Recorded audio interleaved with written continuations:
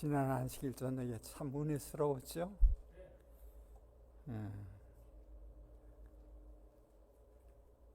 조슬기 집사님의 특상이 참 은혜스러웠고, 우리가 먹은 김밥이 참 은혜스러웠습니다. 그걸 잡수신 분들마다 이거 정성이 들었구나, 그런 말씀을 하시는 소리를 들었고, 저도 그렇게 느꼈습니다. 정 집사님 수고 많이 하셨어요.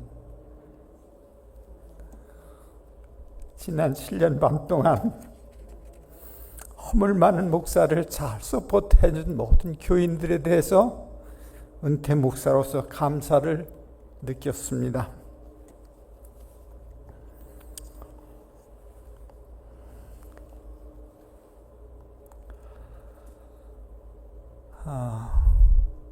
지금 다 일어서서 이걸 같이 읽으면 좋겠네. 이거 나오지 않나? 제가 읽을게요, 그럼요. 다 같이 일어나서 이거 읽읍시다. 시작. 하나님이 이든 너를 애굽 땅에서 종되었던 집에서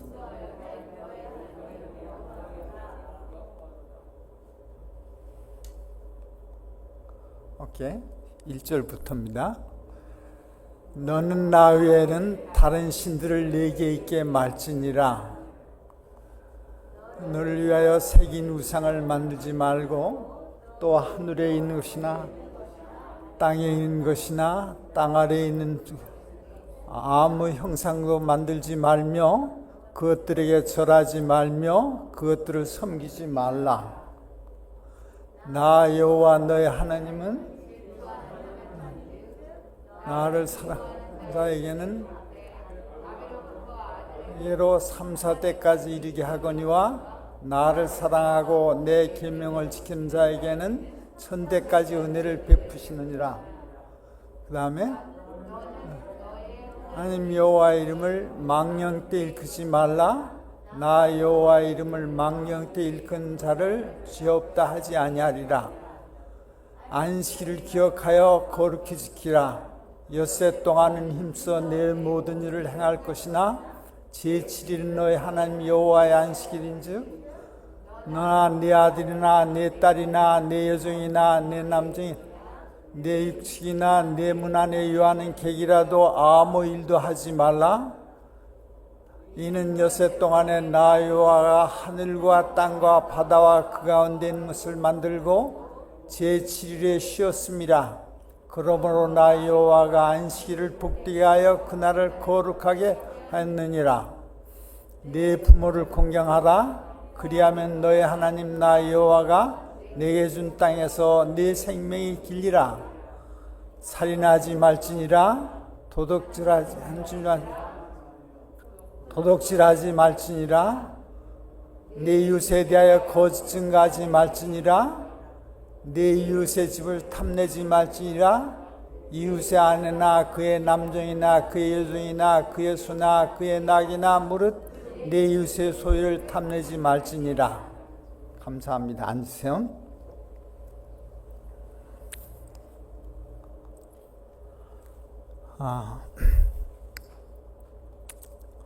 이게 십계명이죠.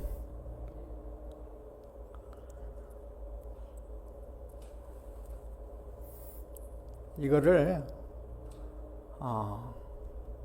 여러분이 다 잘 아는 거고, 저도 조금만 압니다. 그런데 어떤 분들을 위해서 제가 이거를 좀 이렇게 만들었어요. 이거 다음 띄워주시겠어요?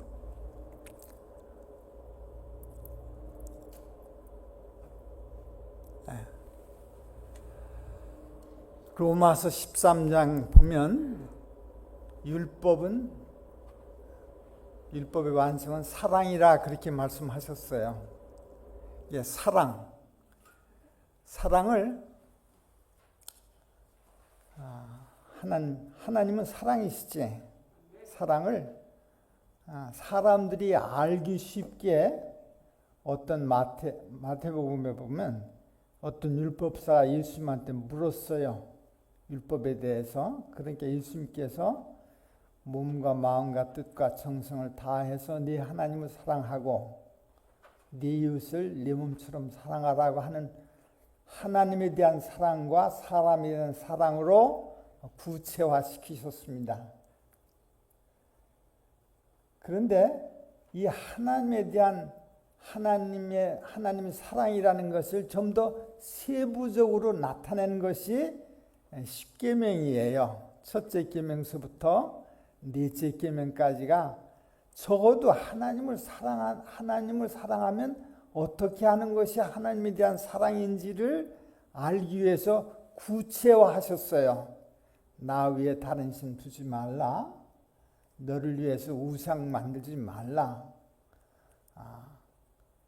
하나님의 이름을 망령되이 일컫지 말라. 그리고 안식일을 거룩히 구별해 지켜라. 나 외에 다른 신을 두지 말라. 그건 둘째 계명이나 첫째 계명 좀 지키기가 그렇게 쉽지 않지만 그래도 그렇게 표현은 해야 해. 그리고 하나님의 이름을 망령되이 일컫지 말라. 또 구체화하면 함부로 살지 말라. 아이들이 과부의 아이가 말을 안 들으면 애비 없어서 저렇게 버르장머리 없다는 말 안 듣게 조심하라. 그런 말씀이시죠. 그리고 안식일 지켜라. 그리고 사람에 대한 사랑은 부모를 공경해라. 살인하지 말라. 간음하지 말라. 도둑질하지 말라. 이웃에 대해서 거짓 증거하지 말라.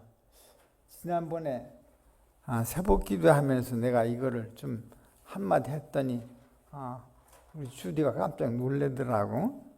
근데 송 집사님 거짓말 안 할 수 있어요? 나는 거짓말 안 할 수 없어. 특별히 내가 어디 방문 가면 목사님 미국은 풍요로운 땅이니까 그런 리가 없지만 옛날에 내가 한국에서 처음 목회 나갔을 때는 너무 가난해서 밥을 못 먹던 때가 있었어요. 사경회를 끝마치고 저녁에 자려고 그러는데 이불을 안 갖다 주더라고. 그래서 이불이 없어서 안 갖다 주나, 혹시 잊어버려서 안 갖다 주나, 1월 달인데. 그런데 혹시라도 없는데 내가 이불을 달라고 하면 주인들이 너무 무색할까봐 그냥 쪼그리고 잤다고. 그리고서 아침에 일어나서 가만히 그 안방을 들어가 보니까 요만한 보자기 하나를 놓고 6 식구가 발만 거기다 들여놓고 주무시더라고. 그래서 제가 얼마나 많이 울었는지 몰라요. 나는 구두 닦기를 하면서 소년 시절을 보낸 사람이지만 우리나라가 그때 그렇게 가난한 줄을 몰라서 그냥 많이 울은 때가 있었습니다. 그런데 어느 집을 방문하면 목사님 식사하셨어요? 그러면 안 먹었어도 네 먹었습니다. 그렇게 거짓말한 때가 참 많이 있었어요. 여기서 말하는 9째 계명은 이렇게 살을 때 거짓말하라고 그렇게 말씀하지 아니하시고 코르트에 섰을 때, 법정에 섰을 때, 손 들고 선서할 때 거짓 증언하지 말라, 그런 말씀이지. 하나님께서 이 세상에 거짓으로 가득 찬 세상에 살면서 당신의 백성들이 거짓말 안 하고 살 수 있다고 생각하지 않으셨던 것 같아요. 우리 하나님 얼마나 자비로우신 분인지. 그리고 10째 계명에 탐내지 말라. 탐내지 않을 수 있을까? 참 그것도 어려운 일이야. 그러나 탐내지 말라고 말씀하셨습니다. 이거를 좀 더 구체화하자면 이런 이야기야. 이렇게 첫째부터 열째까지는 사람에게 주신 사랑의 계명이지만 사람들이 하나님과 사람에게 할 의무라고도 말할 수 있어요. 예수 믿는 사람들은 예수님 위에 다른 신 섬기면 안 돼. 예수님을 믿는 사람은 우상 만들면 안 돼. 우상은 탐심이니까.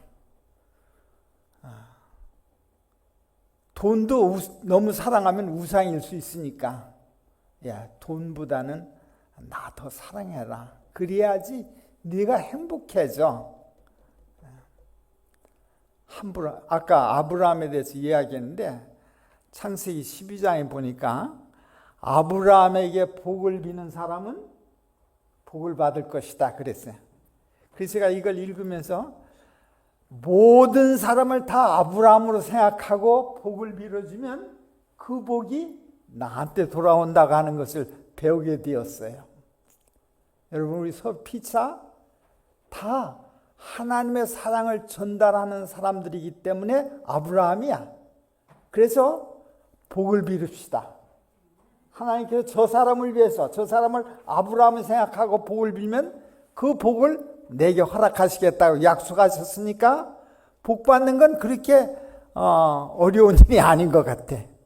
다른 사람이 잘 되기를 바라는 마음으로 살아라, 그런 말씀이죠. 네 하나님의 이름을 망령케 기지 말라는 명령을 지키는 의무를 그리스도인들은 가지고 있습니다. 그렇게 하면 복을 주시겠다고, 사랑을 느끼게 하시겠다고 하셨어요. 아주 흉악한 사회생활 속에서도 복을 빌고 하나님의 이름을 욕돌리지 않기 위해서 사노라면 네가 잘 될 것이라고. 신명기서는 장차 들어가 살 가나안 땅에, 젖과 흐르는 땅에 들어가서 살게 될 백성들을 위한 모세의 유언이에요. 그런데 하늘나라에 들어가서 살 사람들을 위한 유언이 아니라 이 세상의 풍요로움 속에 살 사람들에게 주신 유언이야. 신명기서는 하늘나라에 대한 이야기보다는 이 세상에서 어떻게든지 너희가 좀 잘 살면 좋겠다, 그런 이야기야. 여러분과 내가 이 세상에서 풍요롭게 잘 살고 싶어서 이 땅에 이민 왔잖아요. 이 풍요로운 땅에서도 이 주어진 행복을 잘 유지할 수 있는 방법이 하나님의 십계명을 지키는 것이라고 신명기서는 이야기하죠. 신명기라고 하는 말이 무슨 말이에요? 하나님의 명령이라, 그런 말이에요. 명령에 대한 기록. 5째부터 10까지 지키면 부모를 공경하지 않는 사람들이 많은 중에 부모를 공경하면 네가 이 땅에서 잘 살고 오래 살겠다.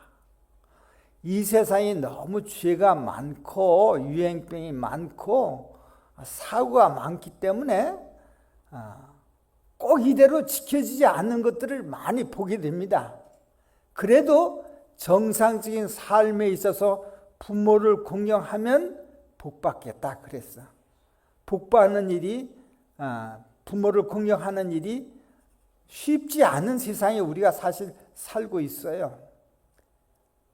참 부모를 공경하는 일이 그렇게 쉽지 않은 세상이 되었으니까, 그래도 그런 중에서라도 부모를 공경하고 살면 너와 내 건강과 내 수명이 오래 갈 것이라고 약속하셨습니다. 저는 여러분이 이 풍요로운 땅에 와서 이 풍요를 누리면서 참 오래오래 살기를 바랍니다. 여러분이 그렇게 살고 싶은 마음이 있는 줄 알아요. 부모를 공경합시다. 부모가 꼭 만족하게 자식들한테 못해주는 것 같아요. 저도 부모로서 살면서 보니까 아이들한테 늘 미안해. 그러나 그렇게 살면 하나님께서 복을 주시겠다고 약속하셨죠. 살인하지 말라. 예수님은 얼마나 더 예민하게 말씀하셨는가지. 사람을 미워하면 살인하는 거라고 그랬다. 근데 제가 목회하면서 모든 교인이 다 행복한 그런 마음으로 나를 대하기를 바라는 마음으로 아주 그렇게 살았지만, 살다 보니까 나를 미워하고 증오하는 사람들도 많이 생기더라고. 내가 정성을 다 해서 섬겼는데 나를 미워해. 왜 그 이유가 없어서 제가 아주 이상하게 생각했는데, 살다 보니까 예수님도 착한 일만 했는데도 미움받고 돌아가셨다. 너라고 해서 너같이 허물 많은 사람 모두가 다 사랑하지 않는다고 고통할 거 없다. 그런 말씀 하시더라고요. 그래서 어떤 때 이런 생각도 했어. 저 사람도 하늘나라에 갈 거고 나도 하늘나라에 갈 텐데 어떻게 만나지? 도무지 용서가 안 되니까. 그래서 궁리를 하다 못해서 하늘은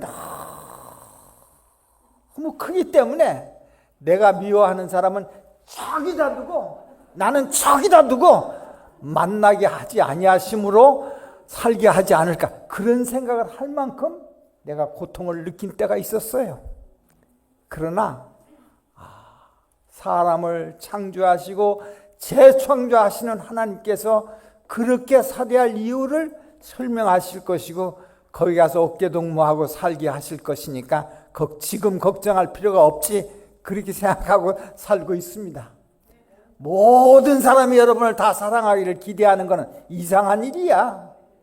그러니까 모든 사람이 다 사랑하기를 기대하지 말고 그래서 그 사람을 위해서 복을 빌으면 하나님께서 약속을 따라서 나한테도 평화의 복을 허락하실 것이라고 믿고 살아가고자 합니다. 간음하지 말라. 그것도 참 지키기 어려운 말씀이야.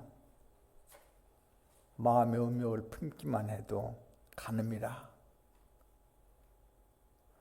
그런데 적어도 그런 것에 대한 부담을 느끼며 하나님과 사람을 향해서 그 법, 간음하지 말라는 법을 지키느라고 애쓰면 지킨 것으로 간주해 주시는 사랑의 하나님을 우리가 모시고 살고 있습니다. 그래도 조금이라도 부담을 느껴야지, 부담을 안 느끼는 그런 그리스도인이 되면 되겠어요? 도둑질 안 함으로 부담을 느끼고, 간음하지 않음으로 부담을 느끼고, 남을 속이지 않음으로 부담을 느끼고, 이웃의 것을 탐내지 않음으로 부담을 느끼는 생애. 저도 그런 부담감을 느끼는 생애가 그리스도의 삶이라고 하는 것을 생각해서 부담감을 좀 느끼고 살길 바랍니다. 그렇게 글쎄 내 말이 꼭 맞는다고 할 수는 없지만 전 그렇게 생각해요.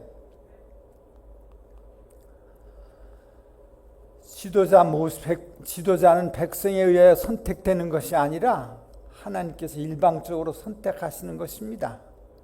모세는 자기가 지도자가 되라고 생각하고서 임의로 애굽 사람을 죽였다가 도망가서 저 미디안에 가서 40년 동안 똥냄새 맡으면서 양 키우다가 갑자기 하나님께서 부르셔서 이스라엘 백성들을 구출하기 위해서 애굽으로 갔는데, 그때 애굽에 돌아가기 전에 하나님께서 이스라엘 백성들, 애굽 노예들을 모아놓고, 얘들아, 내가 너희들 해방시키기 위하여 지도자를 보내야 할 텐데 어떤 사람 보내주면 좋겠느냐? 그렇게 묻지 않으셨어요. 그냥 모세를 지도자로 다 보내셨습니다. 우리 교회도 그런 전통을 받아서 합해서 그냥 목사를 보내실 것을 생각해서 이다음부터는 왈가왈부 안 하는 그런 교회로 자라갔으면 좋겠어요. 근데 요즘 미주 세상에서 그렇게 하는 게 좀 어렵긴 하지만 하여튼 원칙에 그렇다고 하는 것을 기억합시다. 왜냐하면 하나님께서 우리가 부모로서 자식이 어떻게 되는 게 가장 좋다고 생각해서 최선의 것을 자식을 위해서 선택해주는 부모가 되게 하듯이 우리 교회도 그렇게 하나님께서 인도하신다고 믿음으로 살 수 있으면 좋겠습니다. 하나님께서는 아담과 헤아를 창조하신 후에 그들에게 선택의 능력, 곧 순종하든지 또는 순종하기를 거절하든지 할 수 있는 선택의 능력을 주셨다. 증언의 말씀이 그렇게 말씀하셨습니다.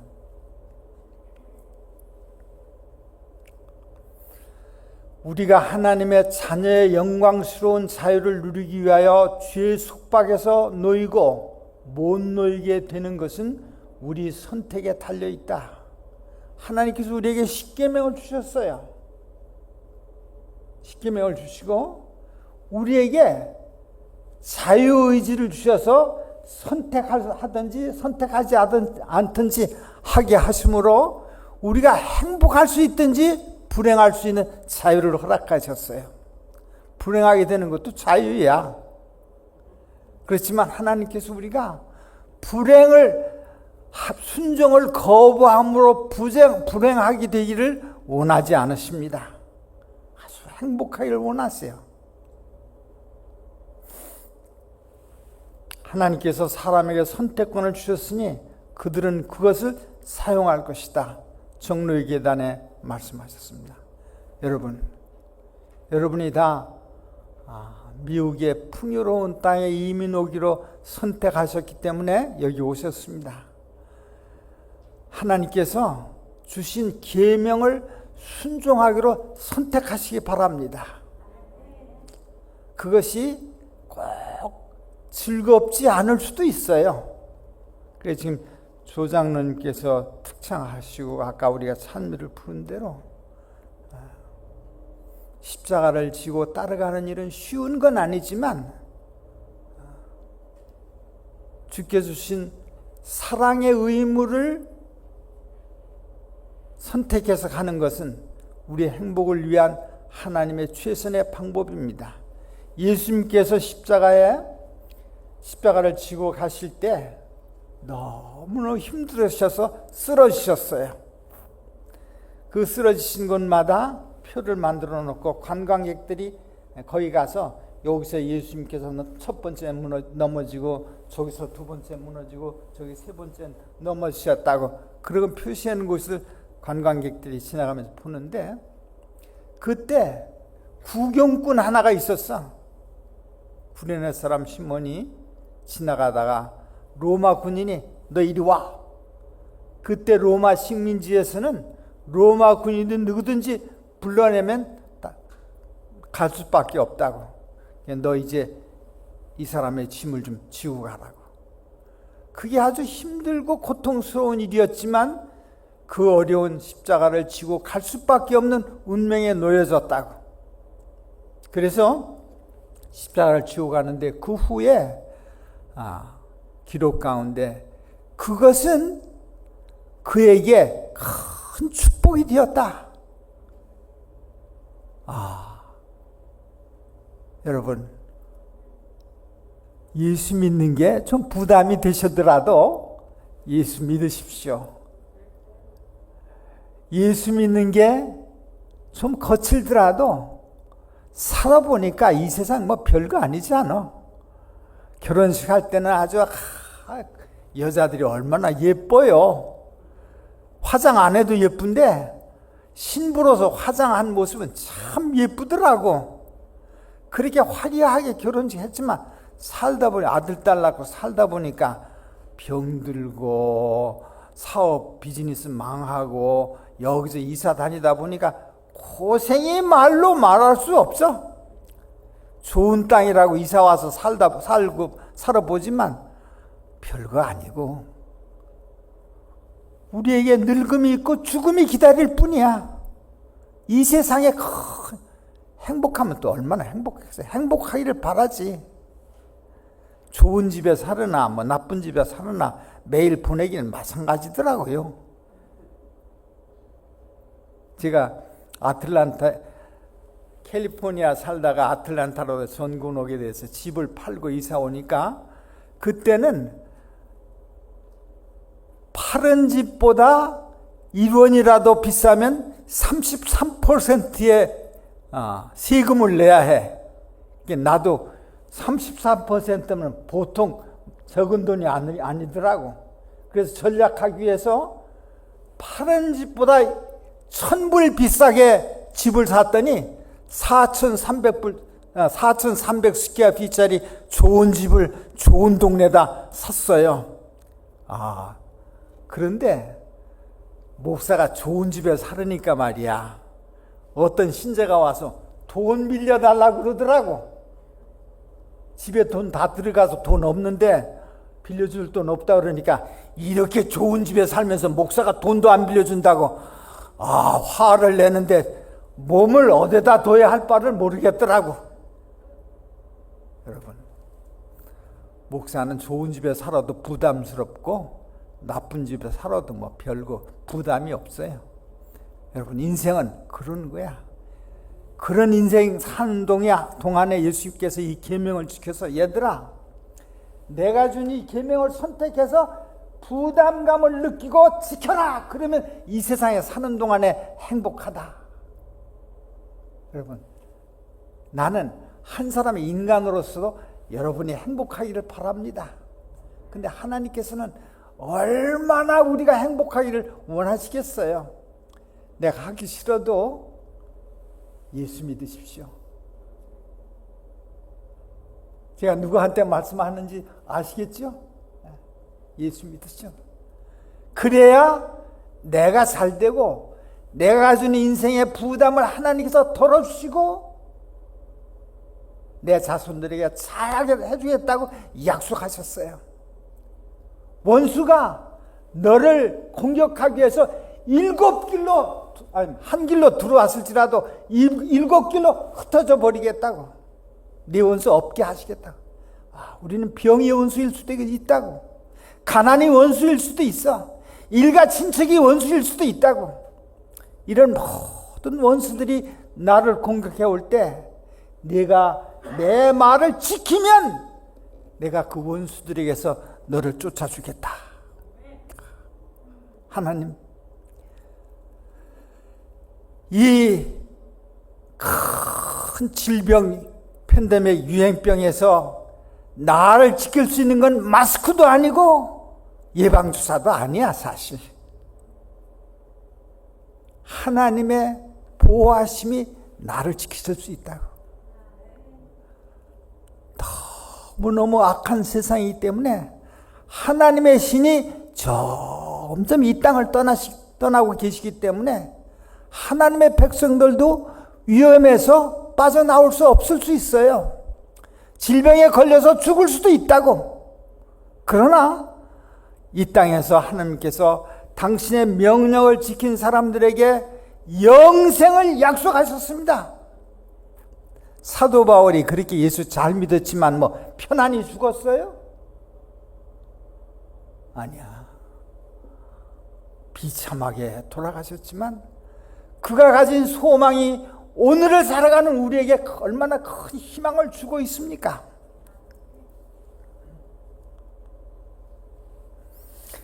네가 내 하나님 여호와의 말씀을 삼가 듣고 내가 오늘날 내게 명하는 그 모든 명을 지켜 행하면, 어떻게 하면? 지켜 행하면 내 하나님 여호와께서 너를 세계 모든 민족에 뛰어나게 하실 것이다. 네가 내 하나님 여호와의 말씀을 순종하면 이 모든 복이 내게 임하면 내게 미치리니 성읍에서도 복을 받고 들에서도 복을 받을 것이며 내 몸의 소생과 내 토지의 소산과 내 짐승의 새끼와 우양의 새끼가 복을 받을 것이며. 다윗 왕이요, 아주 믿음 있는 왕이지만 다윗 왕이 인생을 살다가 슬픔을 당한 때도 있었어요. 다른 사람도 아니고 자기 아들 압살롬에게 쫓겨가가지고 도망가서 고생을 많이 했다고요. 그런 다윗이 도망가는 길에 음식을 가져와서 대접한 신하가 있었는데, 이제 귀성하면서 다시 복귀해서 돌아가면서 그 종을 불러가지고, 여보십시오, 나를 그렇게 고통 가운데 대접을 했으니 나와 같이 예루살렘으로 돌아가서 궁궐 가운데서 호사하며 살게 만들어주겠다고 하니까 이 사람이 이렇게 말했어요. 이제 이 늙은 나이에 무슨 부귀영화를 바라겠습니까? 내 자식이나 잘 데려가서 잘 되게 해달라고. 여러분, 이 풍요로운 땅에 와서 지금 우리가 잘 살고 있는데 이보다 뭘 더 크게 바라겠어요? 제가 이제 늙어가지고 가끔 기도하면서, 하나님, 내가 이제 바라옵기는 그저 우리 아이들이나, 하나는 잊어버렸지만 아이들이나 잘 보호해 주시기를 기도합니다. 저만 그렇습니까? 여러분도 다 그렇죠? 이성호 장로님, 박장수 장로님, 이제 우리 이 나이에 무슨 크게 잘 되기를 바라겠어요? 그저 자식들이 잘 되기를 바라는 마음으로 살지 않습니까? 늙은 사람만 아니고 젊은 부모들도 다 그러리라고 생각해. 아이들이 잘 되기를 바라는 마음으로 살잖아요. 그러면 이 명령을, 이 십계명을 의무감을 가지고 지키려고 기도하십시오. 하나님께서 복을 허락하셨습니다. 제가 몇 시까지 해야 할지 잘 모르겠는데 시간이 많이 간 것 같은데, 내 대적들이 일어나 너를 취하면 네 원수들이, 그게 아까도 말씀드린 것처럼 돈일 수도 있고 병일 수도 있고 여러 가지 원수들이 있죠. 여호와께서 그들을 네 앞에서 패하게 하시니 그들이 한 길로 너를 치러 들어왔으나 네 앞에서 7길로 완전히 도망갈 것이라. 여호와께서 명하사 네 창고와 네 손으로 하는 모든 일에 복을 내리시고 네 하나님 여호와께서 네게 주시는 땅에서 내가 네게 복을 주실 것이며. 새해 아침이 되면 우리가 서로 다 인사하잖아요. 새해 복 많이 받으십시오. 복은 말이지 내 속에서 나오는 게 아니고 다른 데서 들어오는 거야. 어디서 들어오는 겁니까? 하나님께서 복을 주시는 거야. 만 잘생겼어도 하나님께서 복을 안 주시면 생애가 비참해집니다. 하나님께서 복을 주실 것입니다. 힘도 복을 주시는 거야.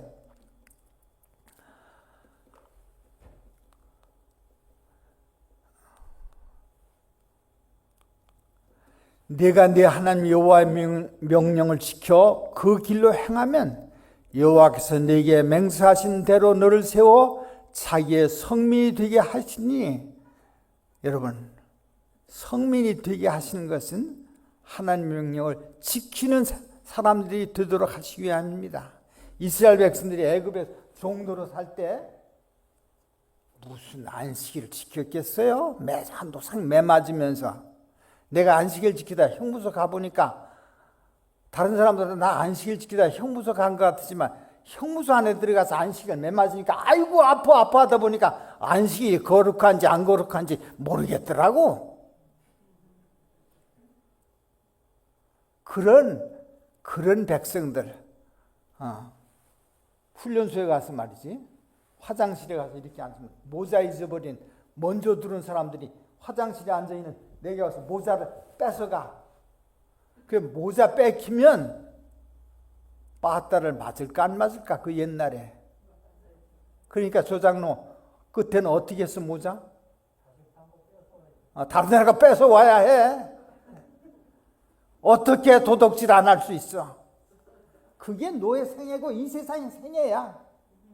그런 애굽 종들에게 하나님께서 네가 깨끗해져 도둑질 안 해야 내가 너 구원하겠다, 그렇게 말씀하지 않으시고 도둑질하는 그대로, 거짓말하는 그대로 우리를 이스라엘 백성들을 구원하셔서 40년 동안 광야를 살게 하시면서 훈련시키셔서 이제 풍요로운 땅에 들어가서 살게 되면 도둑질 하지 말라.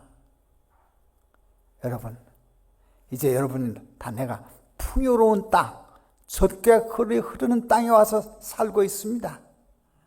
이 좋은 땅에 살면서 굳이 도둑질 안 해도 살 수 있어. 굳이 거짓말 안 해도 살 수 있어요. 부득이해서 거짓말하게 될 때 부담감을 느끼고 거짓말하지 말도록 그 명령하신 명령을 순종하는 사람이 되게 해달라고 기도하면서 살읍시다. 우리가 그럴 능력을 부여받았습니다. 내가 정 하지 못하게 될 때 기도하면 하나님께서 그렇게 하도록 길을 열어주시고 그렇게 하도록 안내하실 것을 믿읍시다. 그게 믿음이야.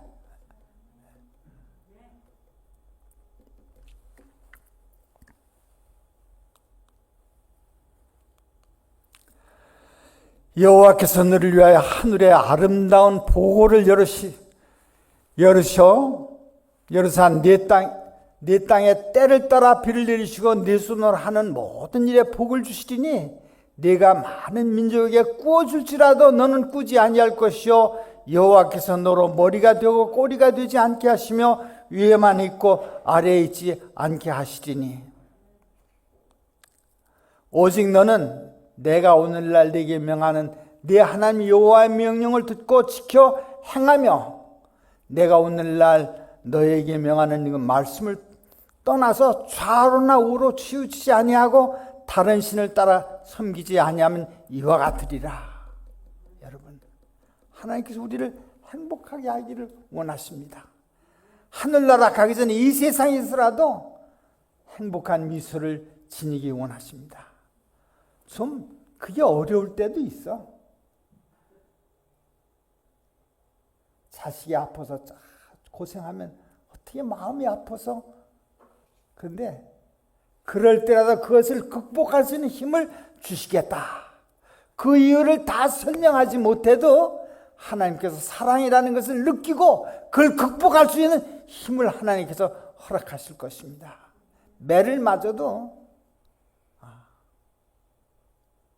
사랑이지. 매를 맞아도 어서 돌아오, 어서 돌아오. 때리시고 어루만지시는 주님께서 돌아오. 여러분 인생을 살다가 고생하실 수 있어요. 병에 걸릴 수도 있어요. 그러나 이 모든 저주 속에 숨겨져 있는 하나님의 사랑을 배울 수 있으면 얼마나 좋겠습니까? 자식을 말하는다고 호차리를 때리고 나서 얼마나 때리는 게 아프십니까? 제가 지난번에 설명하다 그만 시간이 너무 많이 가서 끝이야겠네. 예? 그래요. 그럼 아직 시간이 있네.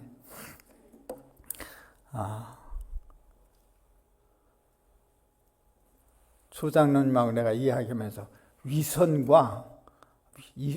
예수님께서 그렇게 싫어하셨는데 한 목사님이 설교하는 거 좀 위선도 괜찮다고 말하는 것 같아서 이걸 어떻게 설명해야 하나 고민을 좀 했습니다.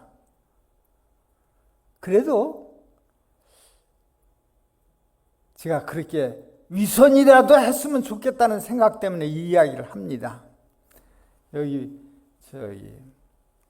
매달 나오는 예수 바라기 책에 가운데 부분에 한만선이라고 하는 장로가 글을 쓰는 게 있는데 그 한만선이 저하고 친구입니다.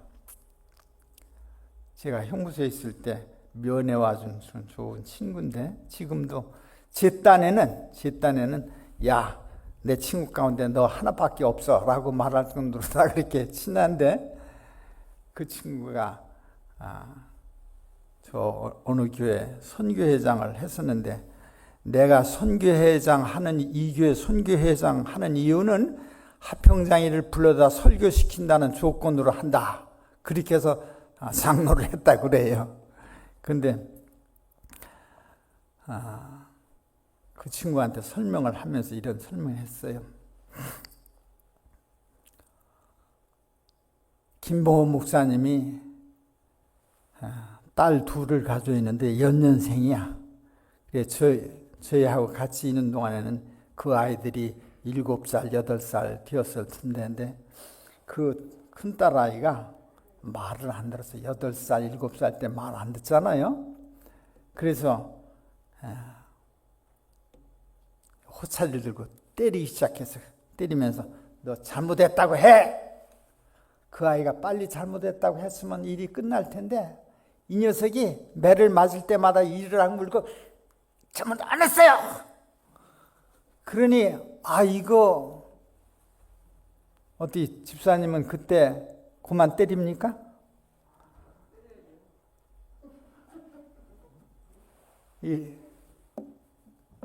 탁 때리고 잘못했다고 해. 그러니까 안 하는 거야 이렇게. 그러니까 이거 한참 때리다 보니까 그만 때렸으면 좋겠는데 이게 잘못했다 소리를 안 하니 이거 문제가 생겼다고. 그래서 속으로 때리다가 기도했다고 그래. 아이고 하나님 이거 어떻게 하죠? 안 때릴 수도 없고 때릴 수도 없고 이게 교육을 위해서는 꼭 때려야서 항복을 받아야 할 텐데 그냥 이를 악물고 그냥 또 딱 때리면서 해. 그러니까 이게 어떻게 하는가니 이를 악물고 잘못했어요. 정말 잘못한 겁니까 그 아이가?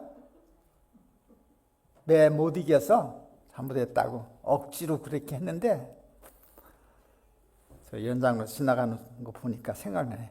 아버지는 한 말을 또 하고 한다고. 이제 나 그만 시켜요. 나 한 말 또 없으니까. 그러니까 그만 그 말 한마디에 그냥 이를 악물고 한 그 말 한마디 잘못했어요 소리 너무 고마워서 때리는 것도 놓고서 그냥 그 아이를 끌어안고 막 울어서 통곡해서 왜 매래가 시작되었는지 그거 다 잊어버렸어. 뭘 잘못했는지 다 잊어버렸어. 그냥 붙들고 엉 울다가 끝났다는 이야기를 설교 시간에 하더라고. 여러분 사람들이 말이야 참 말을 안 듣는 거야. 그 아이만 말 안 듣는 게 아니라 우리도 다 말 안 듣는 사람들이지. 풍요로움을 줬는데도 감사가 가득한 인생길에서도 감사하지 않냐고 불평 많이 하는 사람들, 순종하지 않는 사람들. 그래서 어떤 때 하나님께서 매를 드실 수밖에 없는, 그러나 그 매 속에 하나님의 사랑이 있음을 기억하고 그냥 엎드려서 하나님 그렇게 말씀하시기를 간절히 바랍니다. 하나님이 내가 내 자식을 사랑하는 것보다 더 나 사랑한다는 이야기가 이 성경 처음부터 끝까지 있습니다. 나는 사람이기 때문에 여러분을 하나님처럼 사랑하지 못하지만 나도 하나님의 종으로 여러분을 사랑하고 여러분이 잘 되기를 바랍니다.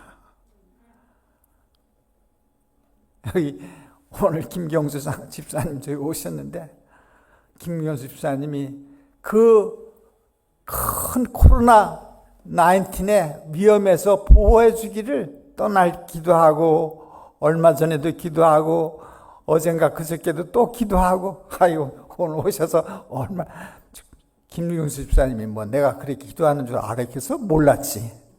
그러나 그렇게 염려하는 마음으로 그리스도인들이 살아가고 있습니다.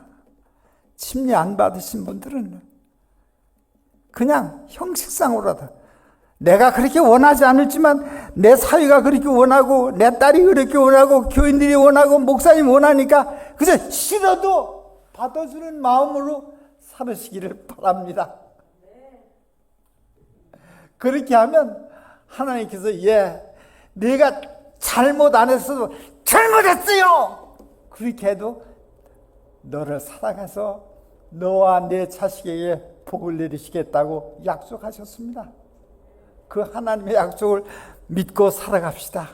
우리가 다 고집스러운 사람들이고 그렇지만 하나님께서 말씀하시기를 그렇게 살면 내가 복을 주겠다 그렇게 말씀하셨어요. 그 다음에 신명기 1절로부터 이게 14절까지 있는데 신명기 28장 15절로부터 내가 만일 내 하나님 여호와의 말씀을 순종하지 아니하여 내가 오늘날 내게 명하는 그 모든 명령과 규례를 지켜 행하지 아니하면 이 모든 저주가 내게 임하고 내게 미칠 것이니. 여러분, 저주의 이야기 이거 읽고 싶지 않아요, 사실.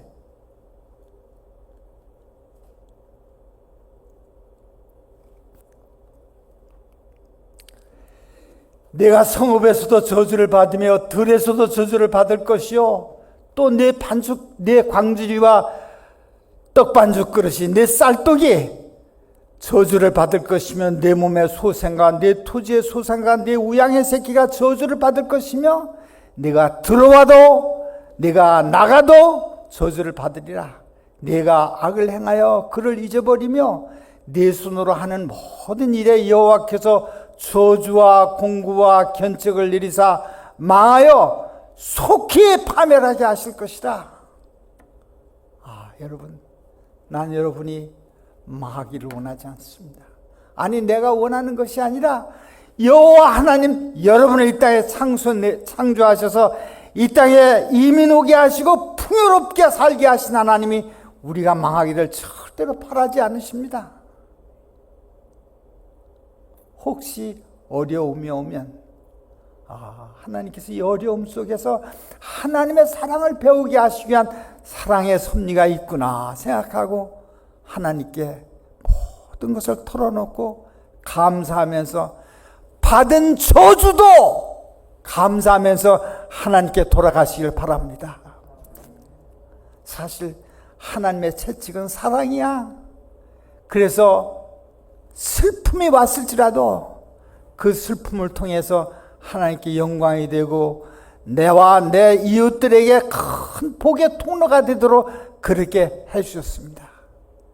제가 목사하기 했었기 때문에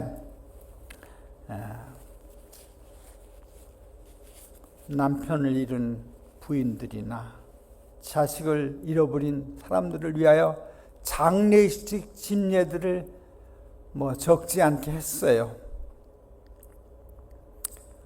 부활의 소망에 대해서 설교를 하면서 위로하면서 그렇게 지냈는데 막상 제 아이가 잠들고자 했을 때 그런 소망의 이야기가 하나도 기억이 나지 않더라고. 하나님께서 나를 저주하셨다고 생각해서 도망가고만 싶고 죽고만 싶은 그런 마음이었어요. 그래 그 아이가 병상에서 마지막으로 스트럭을 할 때 그것을 지켜보고 있노라니까 너무너무 지쳤던 것 같아. 그래서 그 병상에서 잠깐 떠나서 라비에 가서 이제 대기실에 가서 앉아 있는데 잠이 들었는지 그것이 1초인지 1분인지 5분인지 10분인지 제가 지금 생각할 수 없어요. 그러나 그 잠깐 동안 비전을 보여주셨는데 우리 아이가 깨끗한 옷을 입고 병상에서 편안히 행복한 미소를 하면서 아빠 그렇게 하면서 잠드는 모습을 보고서 깜짝 놀라 깨가지고 갔더니 우리 아이가 아주 잠들었더라고. 그 큰 슬픔 중에 편한 잠을 주시고 부활의 아침을 약속한 성경 말씀이 생각나서 제가 감사 묵상을 드렸습니다. 여러분,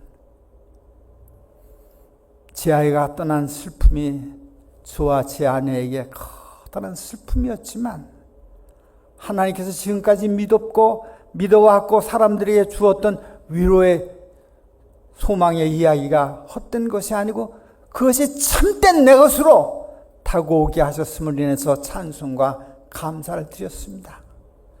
제 가정의 슬픔이 이 땅에 슬픔을 당했던 많은 사람들의 위로의 통로가 되게 하신 것을 인해서 하나님께 찬양과 감사를 드렸습니다.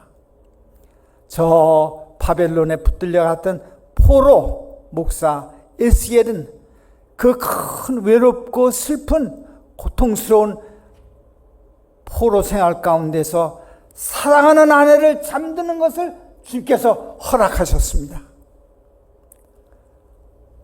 에스겔이 아내가 잠드는 것을 통해서 하나님의 사랑을 배운 것처럼 어떤 사람들이나 저에게 큰 슬픔을 통해서, 이혼의 아픔을 통해서, 자녀들과의 사별의 고통을 통해서 하나님의 사랑이 그 속에 스며 있음을 깨닫고 그 슬픔 가운데 감사헌금을 드리며 하나님께 찬양과 감사를 느끼는 고상한 그리스도인의 성품으로 발전해 갈 수 있는 모든 분들이 되기를 간절히 바라면서, 내가 저주의 이야기를 더 읽고 싶지만 그만 읽으면서 하나님의 은혜가 슬픔을 가지고 이 세상을 살아가는 모든 사람에게 함께 있고 고통 가운데서 찬양을 드리는 신자들이 되기를 바라는 마음으로 말씀을 마치겠습니다.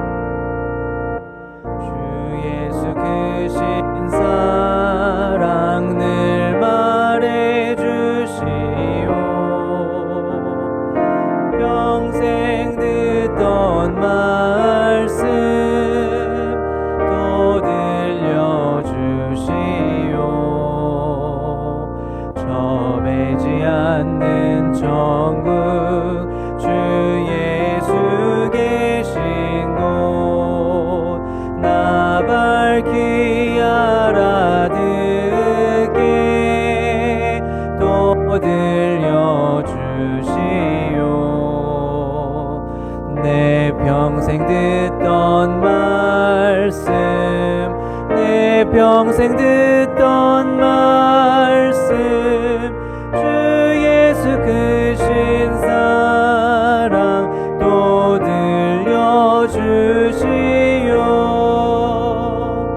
주 예수 나를 위해 이 세상 오셔서 나 같은 죄인 위에 피 흘려 주셨네. 날 구속하신 은혜 늘 잊기 쉬우니 이 복스러운 말씀 또 들려주시오. 내 평생 듣던 말씀 내 평생 듣던 말씀 주 예수 크신 사랑 또 들려주시오. 이 세상 헛된 영광 날 미혹할 때에 주 예수 크신 사랑 늘 들려주시오. 저와 빛난 영광 내 눈에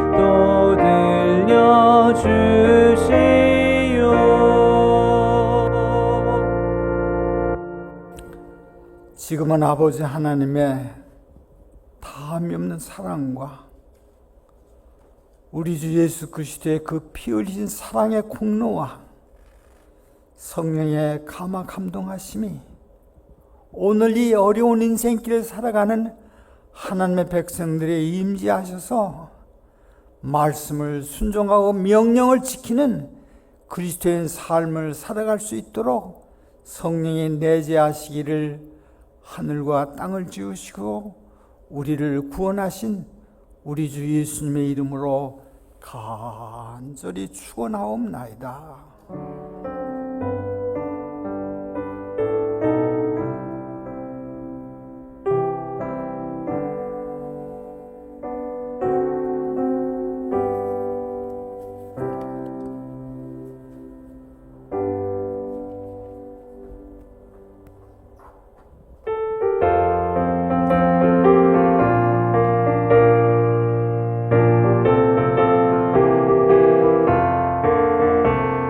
주의 소리 나고 세상 끝이 이르면 영광스러운 아침동이 뜨겠네. 구원받은 성도들을 사방에서 모으고 공명할 때 나도 참여하겠네. 성도 명하실 때에 성도 명하실 때에 성도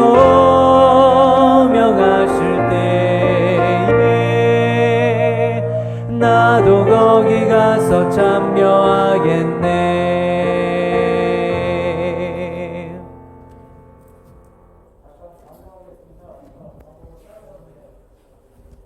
박대휘사님 찬양